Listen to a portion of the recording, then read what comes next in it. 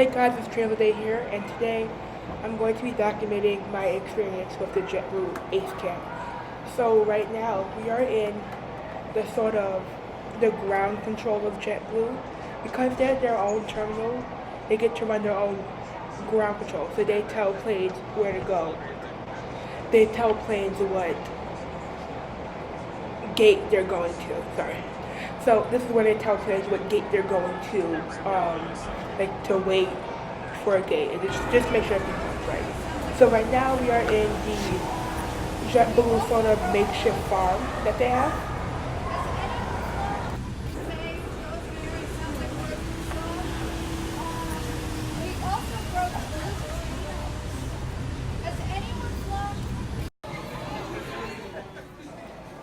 Now we're getting on a JetBlue plane.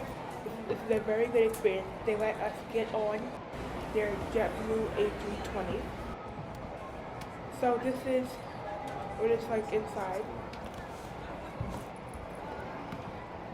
I have a good view of windows, and he explains the safety, their core values, of how JetBlue basically runs.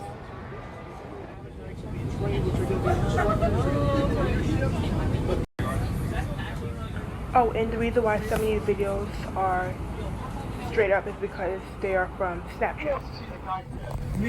I do too. I think I'm going to let go of the BA and go up there and start talking. Now, actually, what we'll start doing is while I'm talking to you guys, we'll start taking pairs, maybe 3 at a time, and let you start going in. Josh is going to walk you through the cockpit. So while I'm talking to you, the rest of the people, we'll let the first 3 come, and then after about 2 minutes, so that we can get everybody through, about 2 minutes, and then we'll switch out to the next 3. So the first thing you got to see us do is, does anybody know what our first core value here is? Anybody? We have 5 core values here at JetBlue. Does anybody know what they are? Well, I'll tell you what the first one is: safety. Safety today. We can, at home, before we even show up to work, pull up the weather and see what the weather's kind of doing between point A and point B. While we're showing up at the airport to get ready to operate the flight, we have a dispatch.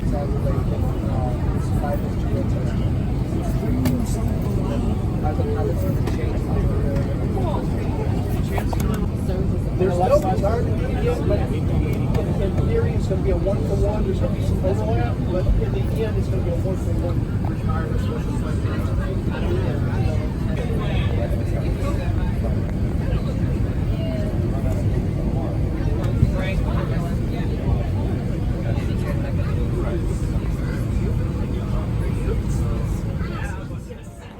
This is basically JetBlue's second ground control.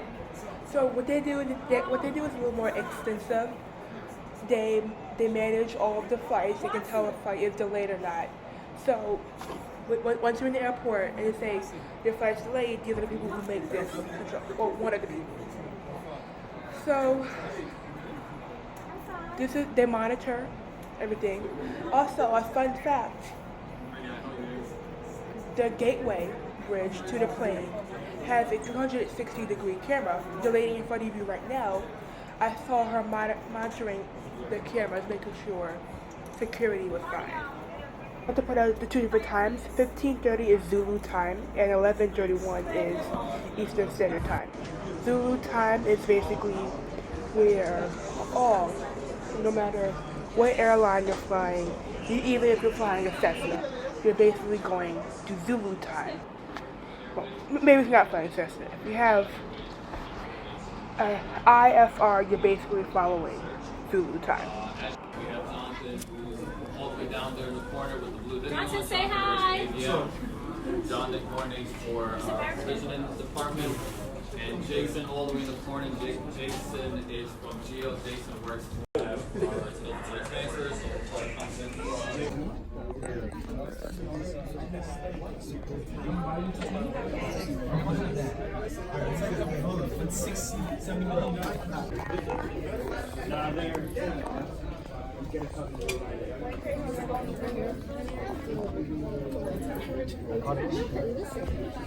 No. I take a plate that's like under the plates. Oh my god. So you get the best plate, none of ours, right? That's really good to me. Yeah, that's empty. This is JetBlue's Long Island City headquarters, so LIC. Right now, what you're looking at is basically one of their biggest control operations. So as you saw in the airport, they had the real small one. This is the big one. This is where they monitor, I believe they said about 1/3 of all JetBlue planes. So what they do there is very important. A lot of it is classified or secretive, but what they do there is very important to maintain your safety.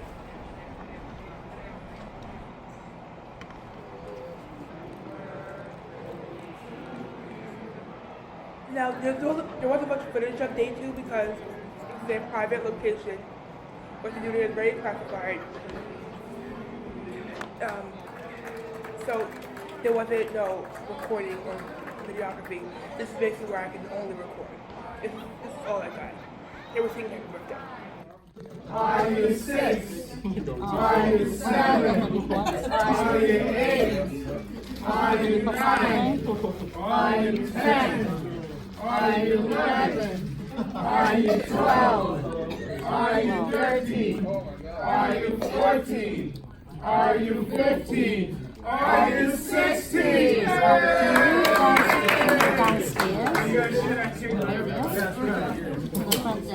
This is day 3.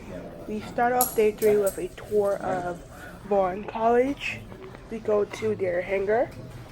They have a maintenance hangar, so they fix planes up. This is where you go to get your maintenance license to fix planes. Not sure 100 what it's called. And right now you're looking at the flight simulators, which you do have a chance to go on. So this is, as I said, this is their hangar. You can see all the planes. They have engines there. It's indoor and outdoors, different type of aircrafts. This is the simulator room. So this is where you go to be on the simulator. These are all their Redbird simulators. You have this simulator. It wasn't working at the time, so we couldn't use it. They also had other simulators, which was for advanced pilots, so we could not go on there. It's a simulator like that right now.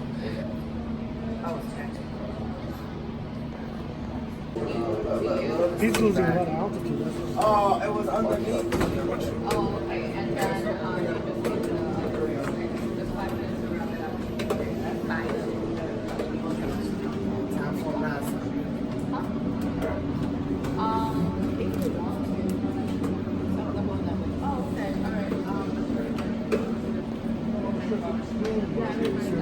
So we got about 2 minutes.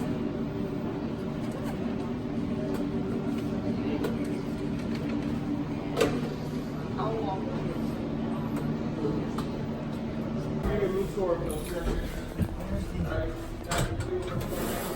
All right, Captain. Take the left seater. I'll sit in the righty, because I'm a righty anyway. Thank you, sir. All right. Do not pass this area here, right? Please. I don't need anyone getting hurt. Okay. So this is the CRJ. And it's mostly, these are not turbo. Yeah, some of you can hang up, but yeah, just make sure, 3 or 4 at a time. This aircraft is mostly it's turbine. This is not a not a propeller aircraft like the one you flew over there. Engine buttons. So you turn on the left boost pump, right boost pump, and then you engage the engine start button. Your bleed valve, isolation valve. This is your APU. You guys know what an APU is? Yeah, alternate power unit. Auxiliary power unit, right? Yeah. And all this basically does is only gives you power to the crucial instruments. Okay, that's what this does. So this is the on button, and it's the off button is right here. So you push it. If you push it once, you'll start. If you push it again, it turns off. These are your engine ignition. So as soon as you have the air go into the engines, what happens? You hit these 2 buttons to ignite the to start the engines up. These are your engine buttons here. Okay, and let's see. These are your Lights. passenger signs, no smoking sign, seatbelt sign, emergency lights are used in case of an emergency. Let's see, landing lights. These are your windshield here. Okay, your probes. You have your hydraulic systems here, and on the lights. Okay, in the cabin. All right. She was probably wearing like a green. And there's autopilot. Right. This is the autopilot system here.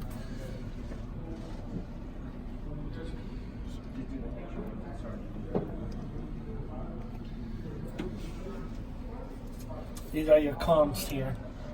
It gives your radios. That's the captain's. This is the first officer radios here. Okay. Any questions with this aircraft? No. Just in case of a hijack or something. Well, this is used for emergency. Yeah. If there's no other way to get out of the aircraft, and if you know there's a fire in the back, the pilots would open the hatch, go right out through there. In case of a hijack, the pilot has to get out. According to federal regulation, you can't get off the aircraft. In a hijack situation, an emergency, you can't get out. You have to literally fly the plane. You cannot If it is abandon. in the ground. What? If the aircraft is in the ground, then the pilot has to get out, right? Not from here. They go out through the back, through the side door, the door that the passengers use. But they get off last once when the passengers leave the aircraft. Okay. So the pilots always have to get off last. Right, because they have to make sure that the safety of the passengers First, yeah. are, that comes first. Okay. But like, if the pilots stay, right, and if the hijackers anyway get in the cockpit, I mean, they can steal the plane.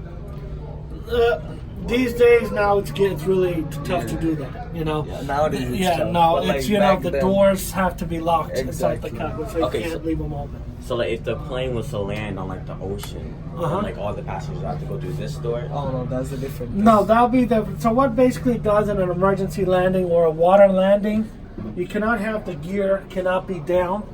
Okay, the gear has to be in an up position. Okay, you cannot bring the gear down when you're doing. Why do they? If you put the gear down, you're opening up doors. So what happens? Water can easily enter the airplane, and you can flood the aircraft easily. The plane will sink fast. So why do you use this? This is for only emergency exit. Fire, it's fire. For anything, water landing, any emergency, anything that will prohibit.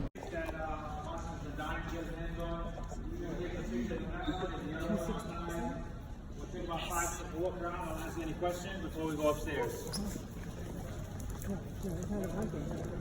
No, that was not a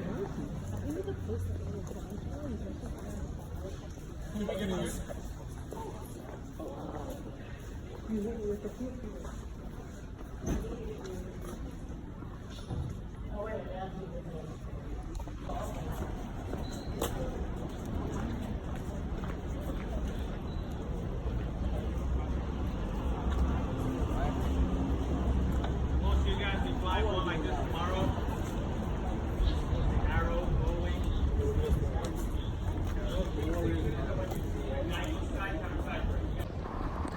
Thank you guys for watching. Part 4 and 5 will be coming soon. These were days 1, 2, 3. Thank you. Make sure to like, comment, and subscribe.